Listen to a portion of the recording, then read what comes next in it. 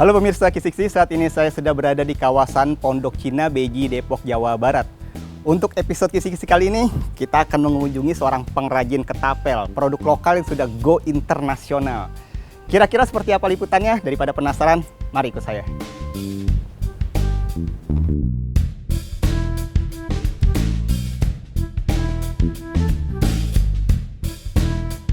Assalamualaikum. Waalaikumsalam. Wih, Mas Conai. Mantap, Mas. Asik nih ya. Asik lagi latihan nih. Boleh Mas. dong. Mau coba? Bagi Silakan. asikannya. Gimana, Mas? Jadi Tekniknya peluru kita taruh di pouch tempat peluru, terus ibu jarinya di atas. Oke. Ketika nanti ditaruh di pipi, didorong ke depan. Nah, ya.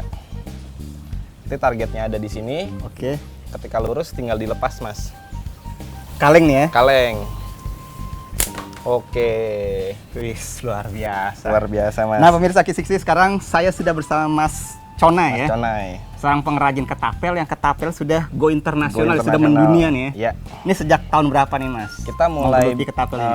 mainnya dulu ya, itu mulai dari akhir 2018. Sorry dipotong sedikit, kita lupa. Oke. Harus kita tetap jaga prokes ya. Protokol kesehatan. Oke. Kita pakai masker dulu.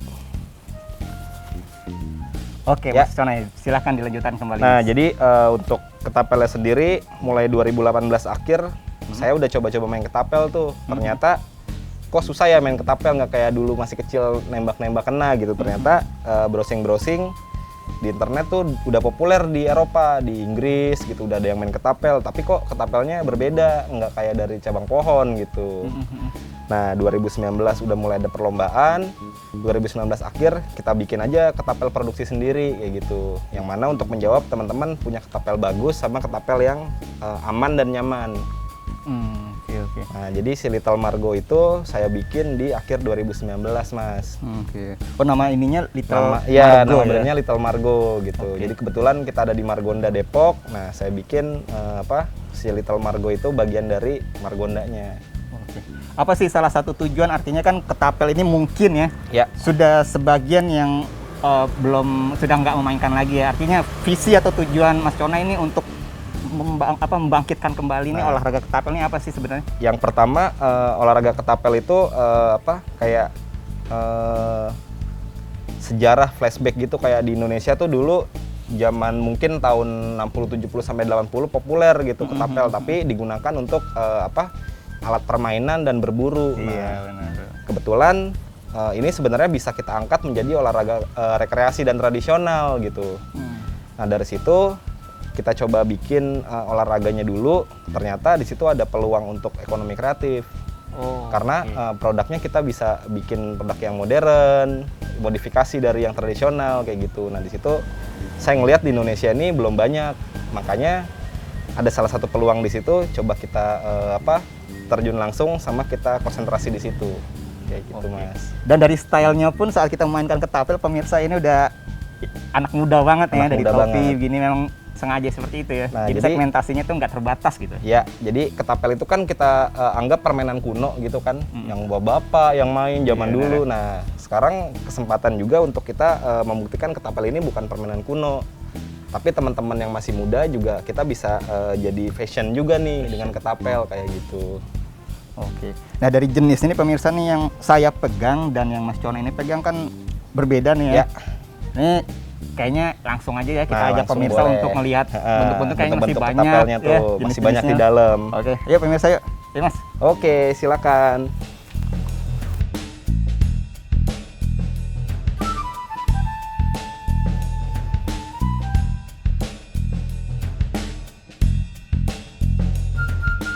Oke, Mas Conai. Nah, Ya. ini banyak nih ya jenis-jenisnya, Mas ya. Ini yang udah model-model modern gitu, Mas. Oke, Ada oke. juga yang kita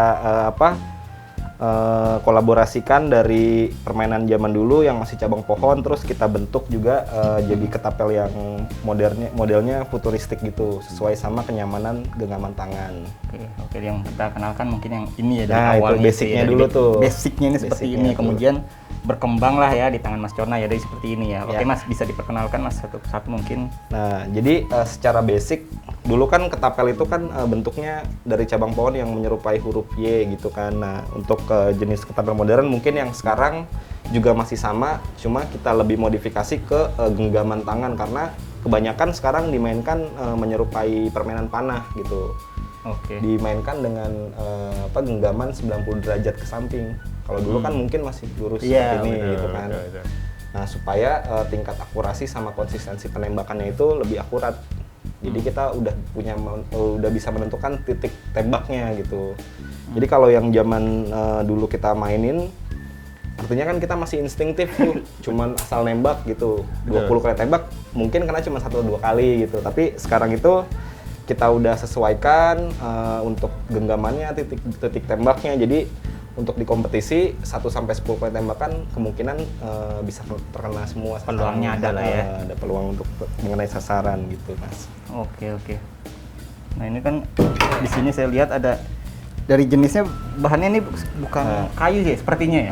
Kalau apa? ini materialnya kita pakai kain dilapis resin, Mas. Jadi untuk tema warnanya kita bisa sesuaikan tuh. Misalkan si customer sukanya warnanya merah biru seperti Spider-Man gitu temanya. Kita bisa susun desainnya, terus kita susun color temanya untuk menyerupai kesukaan si customer kayak gitu.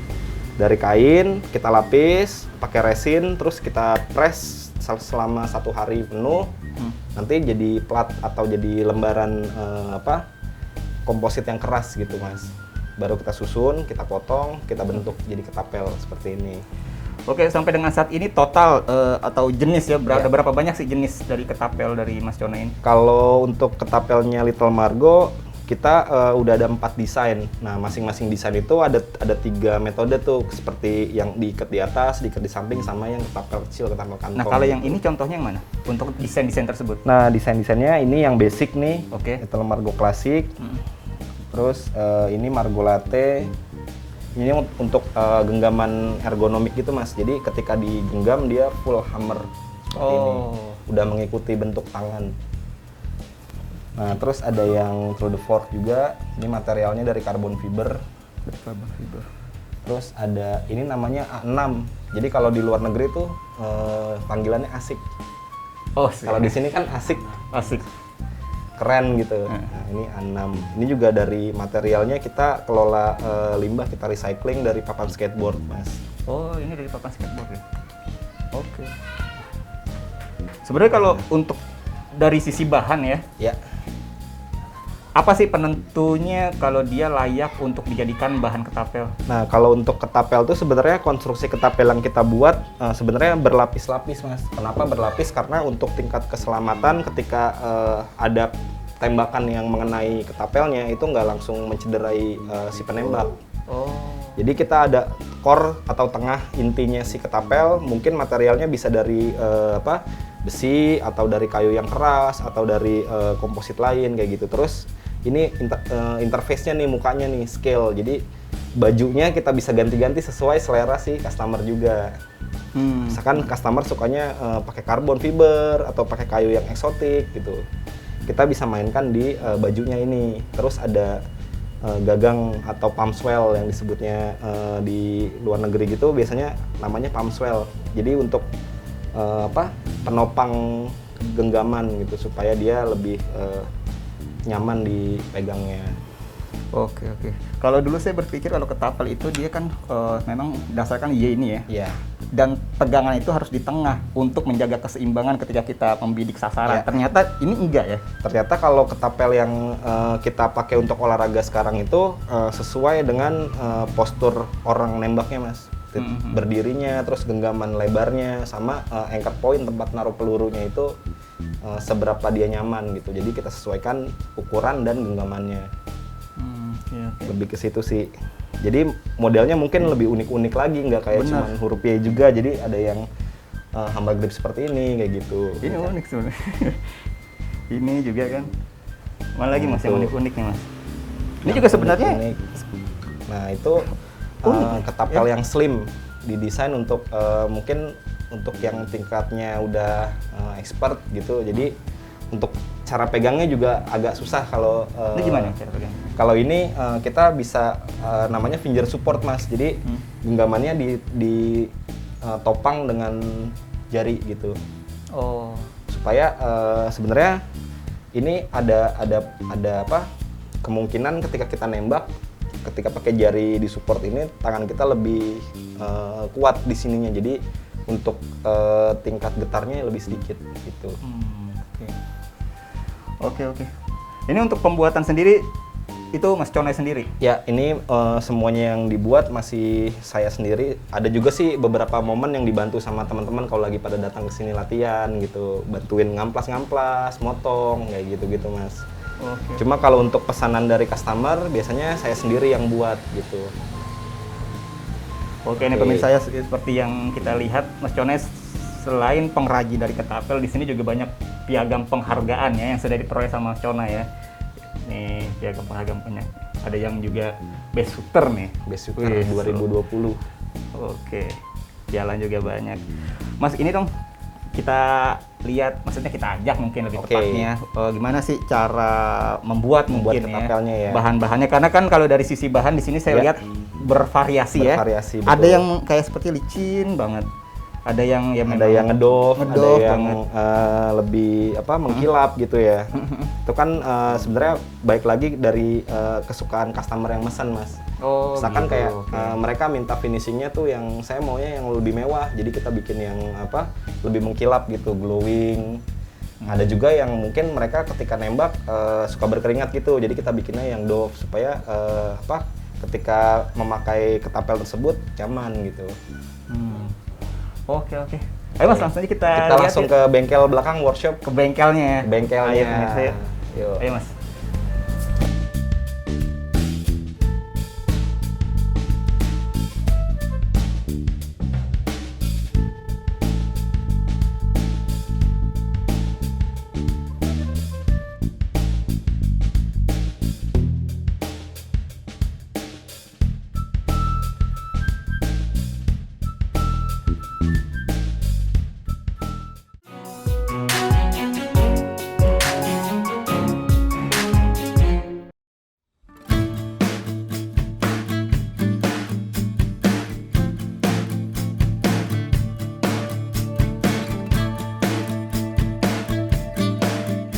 Oke, Mas Conai, biasanya kalau kita atau Mas Conai untuk membuat ketapel tuh apa sih yang harus disiapkan pertama-tama Oke, itu? jadi kita mengenalkan alat-alat untuk membuat ketapel dulu kali ya. Boleh. Nah, pertama ketapel itu kita desain, misalkan seperti ini, udah kita desain ukurannya gitu. Nanti ini template tersebut bisa kita potong, terus kita bisa taruh di material yang akan kita gunakan. Misalkan saya suka menggunakan material limbah dari papan skateboard yang udah patah. Oke. Nah, daripada ini jadi sampah gitu kan, jadi kita fungsikan juga untuk alat yang bermanfaat gitu. Jadi kayak ini nanti kita potong, kita tempel di sini, terus dari tahap templating kita masuk ke pemotongan. Nah, untuk memotong kita bisa pakai scroll saw atau gergaji ukir. Nanti ini bisa kita potong di sini. Setelah itu kita akan pembentukan menggunakan amplas tangan atau grinder tangan atau belt sander kayak gitu sih. Oke. Nah, kemudian setelah itu apa lagi jasanya yang harus diperhatikan?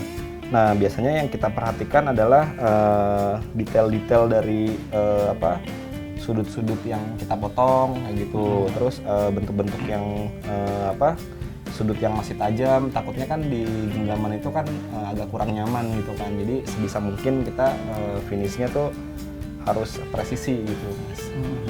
Oke, nah untuk dari sisi bahan dasar atau bahan bakunya ini, contoh kita menggunakan yang bahan dasar kayu ya. Ya. Ini kan kalau dari serat kayu itu kan dari taras satu dengan yang lain kan berbeda ya. Betul. Nah, itu gimana? Maksudnya ada teknik khusus nggak untuk kayu tertentu? Oke, kalau untuk kayu coba kita kasih contoh, misalkan seperti ini nih kayu. Ini kayu apa? Ini kayu cemara. Oke. Kayu cemara biasanya dia terkenal dengan kayunya yang sedikit wangi gitu. Nah, jadi kita ada ngelihat dulu bentuk pemotongan si kayunya tersebut. Misalkan kayak ini quarter saw gitu. Jadi kayu yang seratnya dipotong ke atas kayak gitu kan. Oh, oke. Nah, nanti ketika kayu dipotong ke atas itu kita templating nih. Misalkan untuk kayu yang dipotong ke atas kita harus mengikuti serat kayunya ke atas Mas, supaya ketika di tembakan miring gitu kayunya nggak patah di tengah. Jadi dia alurnya sesuai dengan konstruksi ketapel ketika ditarik gitu. Oke. Nah kalau untuk alat semua sama ya? Untuk alat semua sama, bisa menggunakan mesin atau bisa menggunakan manual gitu sih. Oke, karena kalau untuk jenis kayu sebenarnya apa sih kayu yang bukan terbagus ya, maksudnya yang lebih cocok gitu? Nah sebenarnya kita balik lagi ke konstruksi ketapelnya Mas. Jadi ketika jenis kayu keras dia juga harus menggunakan berlapis-lapis kayu, jangan cuma sekedar satu kayu, karena ketika nanti ada tembakan yang mengenai ketapelnya dia bisa langsung pecah atau patah. Makanya kita harus membuat minimal 3 lapis, jadi ada inti tengahnya dulu untuk menahan kekuatan ketapelnya, baru nanti bisa divariasi dengan bajunya tuh scale-nya gitu. Biasanya kayu-kayu eksotik seperti bisul kayu, seperti kayu-kayu yang endemik Indonesia gitu, ada jati, kayu snorkeling, terus kayu-kayu yang cemara seperti ini yang agak langka kayak gitu-gitu sih. Tapi udah banyak juga Mas yang menggunakan fiber, karbon, terus mikarta kayak yang resin base tadi, resin lapis kain kayak gitu-gitu. Oh, yang bahannya agak licin itu ya? Ya. Nah oke, untuk yang bahan agak licin tadi kan ada kalau nggak salah itu yang kayu ya? Kayu. Atau jenis lainnya itu kan bahannya berbeda ya? Ya. Outputnya. Betul. Itu Mas Cona yang menggunakan apa? Nah itu kalau kita untuk finishing tergantung pemesanan sih. Biasanya kalau finishing yang glow atau yang mengkilap itu, yang kita gunakan adalah lem super glue itu. Jadi bukan menggunakan liquor semprot. Biasanya kan pernis semprot itu bisa buat mengkilap. Nah, cuma lama kelamaan ketika di ketapel itu karena sering dipegang dia bisa menempel Mas. Jadi nanti nggak semengkilap kaca gitu. Kalau kita menggunakan super glue dia basicnya kan sino akrilik, jadi lebih tidak ada noda ya gitu, anti gores kayak gitu sih, jadi kayak lebih clear gitu. Lebih mudah mana Mas dalam pembuatan ya, bahan dasar dari kayu atau dari selain kayu? Nah sebenarnya untuk tingkat kesulitan sih macam-macam. Kalau untuk dari kayu tingkat kesulitannya lebih sedikit dibanding material yang komposit. Karena kalau material komposit seperti fiber atau karbon kayak gitu biasanya lebih susah untuk pemotongan karena basicnya kan serat kaca. Kalau dipotong pakai mesin-mesin kecil gini mata gedenya bisa cepat habis. Jadi kalau untuk segala jenis kayu tingkat kesulitannya lebih cenderung sedikit karena pemotongannya lebih mudah, pembentukannya lebih mudah, terus tingkat produk kualitinya juga baik gitu. Tapi kalau untuk yang materialnya komposit, pasti harganya jauh lebih mahal dibanding yang kayu. Nah sejauh ini peminat terbanyak itu dari bahan dasar apa? Kalau untuk lokal biasanya paling banyak tuh dari kayu, limbah papan skateboard, sama resin komposit gitu. Jadi mikarta, kain yang kita lapis resin. Tapi kalau untuk pasar di luar negeri biasanya lebih cenderung ke recycle dari papan skateboard, terus dari komposit, fiber kayak gitu. Ini situ ada yang mencuri perhatian. Saya boleh izin ambil guys? Wow, silakan. Nah ini dalam tahap proses masih pembuatan ya? Nah ini sebenarnya ada bekas tebang-tebang pohon gitu, daripada banyak sampah yang nggak bisa terurai, kita pilih, kita seleksi, kita ambil yang bentuknya bisa masuk kualifikasi untuk ketapel. Ini pohon apa? Ini pohon jambu. Oh, pohon jambu. Jadi zaman dulu juga biasanya orang menggunakan material ini nih karena terkenal dengan tingkat kekerasan kayunya gitu. Kayu jambu. Oke, sorry, maksud tingkat kekerasan kayu itu pengaruh di output apa nih? Nah, jadi kalau untuk jenis yang natural dari ranting pohon itu ada jenis kayu yang ada tingkat kekerasannya, ada yang dia keras, ada yang dia fleksibel, ketika ditarik dia lentur. Terus ada juga yang kayunya basah, kalau kering dia retak kayak gitu. Nah, si jenis kayu jambu ini dia ketika basah dan kering itu tetap stabil, kayunya tetap keras dan solid kayak gitu. Jadi ketika ditarik dia nggak elastis. Nah, bicara terkait elastis ini kan nggak mungkin setelah ini pasti ada karetnya mungkin ya kalau saya sebut. Ini karetnya sendiri apa gimana Mas? Maksudnya apa yang digunakan? Maksudnya susah gak sih untuk mencarinya? Nah, kalau untuk karet sekarang itu udah banyak yang produksi karet khusus untuk ketapel. Nah, jadi di China itu mereka memproduksi berbagai jenis karet-karet ketapel yang kita bisa sesuaikan berdasarkan gaya kita nembak, terus panjang draw yang kita mainkan, sama bobot berat peluru yang kita pakai gitu. Jadi kita bisa rumuskan ukuran karet yang kita gunakan, ketebalan karetnya, dan jenis karet yang kita gunakan kayak gitu sih. Sampai ada perhitungan detail sampai seperti ada itu, perhitungannya, rumusnya juga kita coba membuat literasi permainan-permainan supaya main ketapel tuh ada pedomannya Mas. Gitu. Iya, benar-benar. Nggak asal nembak Nggak aja asal ya, nembak. sampai ada rumusnya dalam nembak ya. Betul.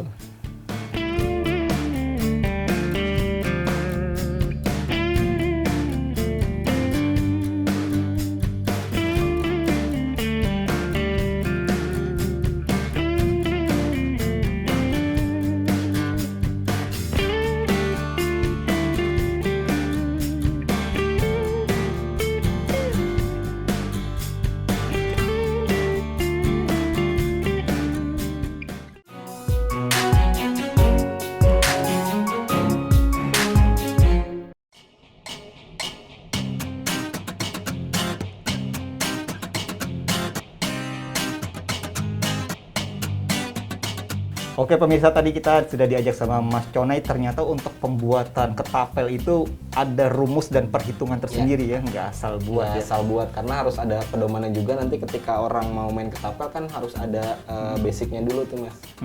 Dari mana sih mereka bisa mendapatkan ilmu basicnya ya, dari situ kita coba pelajarin lagi, kita buat ketentuan main ketapel dasarnya ini loh, tinggal dikembangin aja lagi kayak gitu. Oke, dan ini juga sudah selesai pembuatan, ini hasil-hasilnya Mas ya. Biasanya kalau untuk sudah selesai nih ya produksi dari Mas Conai itu sasaran Mas Conai itu ke siapa dan kemana? Nah, kalau untuk sekarang kita tergantung pemesanan aja Mas. Jadi biasanya ketika kita posting produk yang sudah laku kayak gitu, misalkan kemarin ada orang yang pesan dari Inggris misalkan, kita posting terus nanti kita membuatnya lagi berdasarkan pesanan masuk lagi. Itu untuk keluar. Tapi kalau untuk lokal kita biasanya lagi produksi untuk memberikan support kepada penembak-penembak lokal yang berprestasi. Jadi kita bikinin khusus untuk desain yang dipakai si atlet yang berprestasi tersebut kayak gitu. Nah, kalau regulernya dari tahun ini tuh kita nggak banyak produksi. Jadi sebelumnya tuh kita produksi, kita jualin di e-commerce sama di Facebook dan Instagram. Tapi karena semakin banyak teman-teman juga pembuat ketapel di lokal, jadi sekarang kita cuma membuat berdasarkan pesanan aja kayak gitu. By PO ya. By PO. Berapa rata-rata untuk pemesanan, berapa hari sebelumnya maksudnya? Nah, biasanya kalau untuk pemesanan setelah kita dapet konsep dan pesanan dari si customer, kita mulai mengerjakan itu antara 2 sampai 3 hari. 2 sampai 3 hari untuk satu unit ketapel kayak gitu. Di mana sih kita bisa melihat atau pemirsa mungkin bisa melihat mungkin dari media sosialnya ya, kalau untuk memesan ke Mas itu? Nah, kalau dari Instagramnya ada littlemargo.catapult, terus di Tokopedia juga ada namanya Little Margo Catapult. Oh, di marketplace juga ada ya? Marketplace-nya juga ada, jadi bisa dicek di situ untuk harga dan spesifikasi. Berikut di Instagram juga kita lengkap ada aksesorisnya kayak seperti tempat kantongnya dari kulit kanguru, pouchnya kayak gitu. Oh, sampai pouchnya dijual ya? Kulit kanguru kita jual. Berapa nomor telepon yang bisa dihubungi? Nah, untuk nomor teleponnya ada di 0857 8153 2466. Oke. Mungkin dari sebagian pemirsa Kisiksi juga penasaran ya untuk harga itu bisa diinformasikan mungkin sekilas dari harga-harganya Mas. Kita coba dari yang terendah dulu kali ya. Boleh. Nah, terendah itu seperti ini dari natural cabang pohon. Biasanya kayak gini sih nggak dijual, tapi kalau misalkan ada yang bagus dan masuk dengan kategori produknya Little Margo kita jual dengan harga 100 ribuan. 100 ribuan.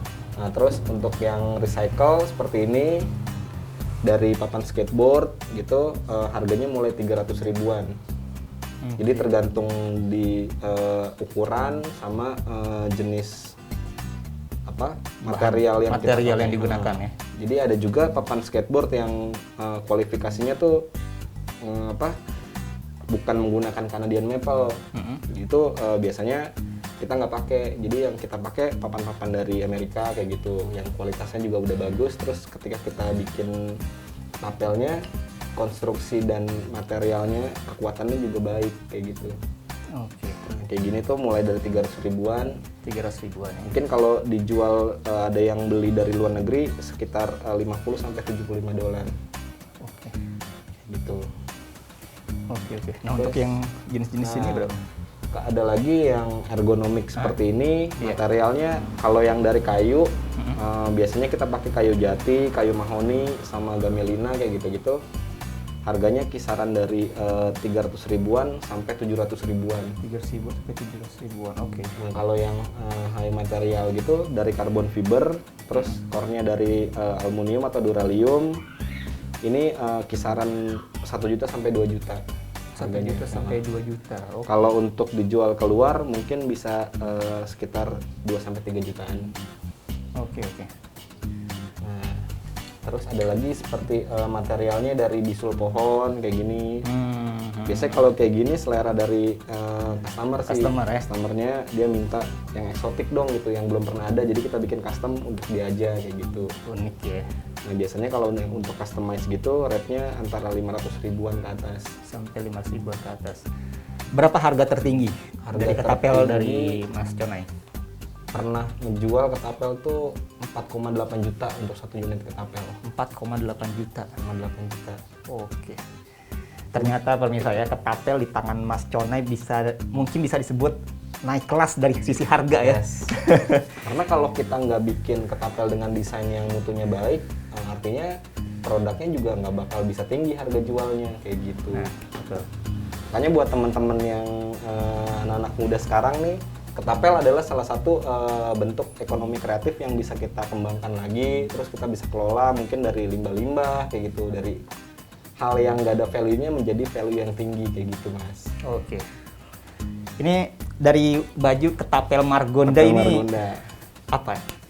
Jadi kalau ini sebenarnya kita punya satu klub di Depok ini, ketapel Margonda. Dari situ coba kita bawa kita kembangkan nih ketapel-ketapel yang kita buat, kita coba tes di klub yang kita bangun. Dari situ apakah si produknya udah standar atau belum. Jadi kita bikin trial errornya di dalam klubnya dulu tuh, Mas. Di dalam klub itu ya? Dalam klubnya, terus dari situ ternyata device-nya udah oke, jadi kita bisa mengendorse si penembaknya di ketapel Margonda. Dari situ kita bikin look-nya yang keren nih, supaya orang-orang tertarik main ketapel tuh bukan mainan kampung lagi gitu, jadi mainan yang keren untuk saat ini gitu. Mengubah paradigma cara berpikir. Oke, Betul. Mas Conai, apa sih harapan ya atau impian ke depan Mas Conai sebagai pengrajin dari ketapel ini? Nah, kalau untuk dari sisi pengrajinnya, mungkin kedepannya tuh bisa bersinergi sama UMKM, sama produk-produk yang bisa kita kolaborasikan untuk dipromosikan ke lokal maupun internasional gitu. Terus kita bisa dapat satu tempat untuk ketapel tersebut menjadi produk-produk kria yang non senjata kayak gitu. Karena concern sendiri di ketapel ini adalah untuk alat olahraga. Alat olahraga ya. Betul. Oke, ini ngomong-ngomong Little Margo kan namanya ketapelnya. Little Margo, kan yang udah terkenal produk lokal yang mendunia nih. Ya. Ini untuk overseas luar negeri sendiri sudah kemana aja sih sebenarnya? Kalau untuk ketapelnya itu pernah ke Malaysia, Perancis, Amerika, Inggris, Irland, sama India pernah, Afrika Selatan pernah. Terus sebenarnya kalau di Little Margo itu yang paling best seller tuh bukan ketapelnya. Apanya? Dia tempat peluru. Jadi seperti ini. Ini namanya pouch. pouch itu tempat untuk naruh peluru di karet ini. Nah, jadi si pouch yang kita produksi ini asli dari kulit kanguru. Oh iya, sorry. Nah, ini jadi sebenarnya di teman-teman di luar negeri itu udah ada yang pernah coba pakai kulit kanguru. Ternyata tingkat kekuatannya bagus, terus elastis dan dia nggak cepat robek kayak gitu. Nah, di Indonesia cuman satu-satunya produsen pouch kulit kanguru di Little Margo aja, Mas. Gitu. Justru peminatnya banyak ya. Peminatnya lebih banyak karena unik dan ini susah didapat. Kenapa saya tertarik untuk memproduksi ini? Karena untuk menjawab kebutuhan teman-teman di Indonesia supaya mudah didapat juga kayak gitu. Oke, Mas Conai, saya dan tim Kisi-Kisi mengucapkan terima kasih banyak sudah diluangkan waktunya untuk berkunjung ke sini ya dan melihat bagaimana sih cara pembuatan ketapel, berkunjung ke Little Margo yang terkenal produk lokal yang mendunia ya. Semoga usahanya, kerajinannya, produk-produk yang dihasilkan itu bisa semakin luas lagi di tengah masyarakat dan semakin orang juga lebih mengenal kembali mengenai ketapel ini, Mas ya. Siap. Nah, demikian pemirsa Kisi-Kisi liputan saya bersama Mas Conai yang dikenal dengan Little Margo, Mas ya. Little Margo ketapel. Semoga liputan ini menjadi inspirasi untuk kita semua. Akhir kata, saya Arabet mohon undur diri dari hadapan Anda. Terima kasih dan sampai jumpa.